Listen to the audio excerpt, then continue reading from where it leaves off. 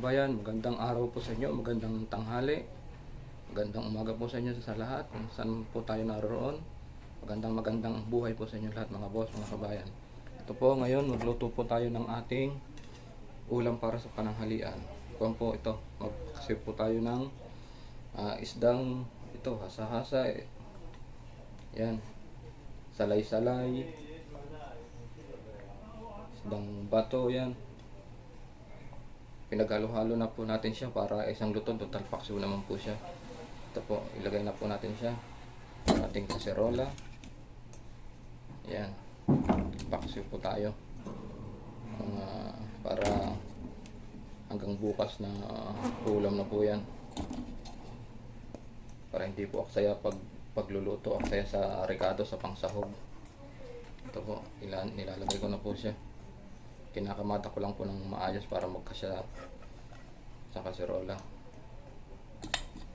Tanghali na po kaya oras naman po ng pagluluto. Ito po. Yan, ilagay na po natin ang isda. Ngayon naman po ay ilagay natin ang kanyang mga sahog. Ito po ang sahog natin. Yan. Luya, bawang, kamatis, at ito po yung sibuyas. Ilalagay na po natin siya. Ang ating paksiw. Para kahit hanggang bukas, init na lang po siya ng init. Pangat po ang tawag doon. Pangatlong init. Init lang siya ng init. Para ready to eat na agad po siya. Lalo po ngayon tag-init kaya medyo dapat kuwan siya. Mga ganitong luto, paksiw, adobo, ang mga luto para hindi masira, mapanis. Madali po kasing mapanis pagka yung ibang klaseng luto.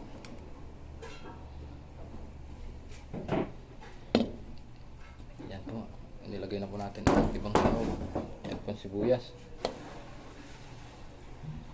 Lagyan po natin siya ng mga sahog pa pang palasa, magic sarap, luya, bechin, asin. Ayan po.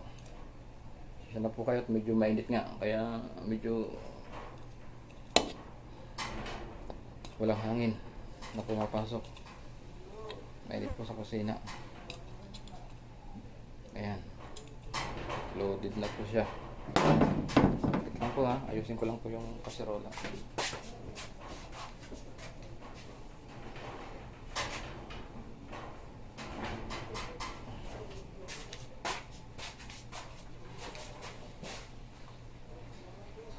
Ayan po, natin na po siyang ilalagay.